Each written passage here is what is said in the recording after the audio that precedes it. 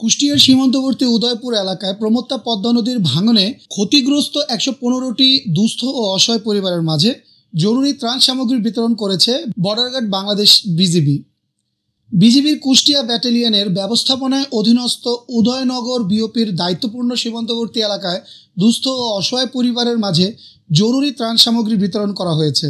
বিজিবির Jessore region commander brigadier general Yasir Jahan Hossain ক্ষতিগ্রস্ত পরিবারের মাঝে ত্রাণ ও নিত্য প্রয়োজনীয় সামগ্রী বিতরণ করেন। রিজিয়ন কমান্ডার বলেন, প্রমত্তা পদ্মা নদীর ভাঙনে কুষ্টিয়া ব্যাটালিয়নের উদয়পুর বিওপি নদীগর্ভে বিলীন হলেও সীমান্ত সুরক্ষা কার্যক্রম অব্যাহত রয়েছে।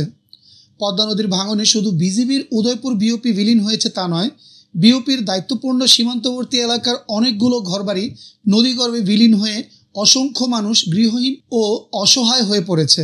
এইসব মানুষের দুঃখ দুর্দশার কথা বিবেচনা করে সামাজিক দায়বদ্ধতা থেকে বিজিবি মানবিক ও জনকল্যাণমূলক কার্যক্রমের অংশ হিসেবে ক্ষতিগ্রস্ত উদয়পুর এলাকায় গৃহহীন ও অসহায় ১১৫টি পরিবারের মাঝে জরুরি ত্রাণ সামগ্রী হিসেবে চাল, ডাল, তেল, লবণ, চিনি ও অন্যান্য নিত্য প্রয়োজনীয় সামগ্রী বিতরণ করেছে।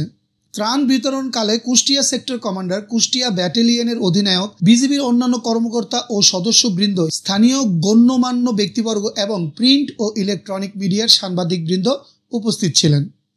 উল্লেখ্য, গত 10 সেপ্টেম্বর 2025 তারিখে বিজিবির কুষ্টিয়া ব্যাটালিয়নের উদয়নগর বিওপির পদ্মা নদীর প্রবল স্রোতে নদীগর্ভে বিলীন হয়ে যায়।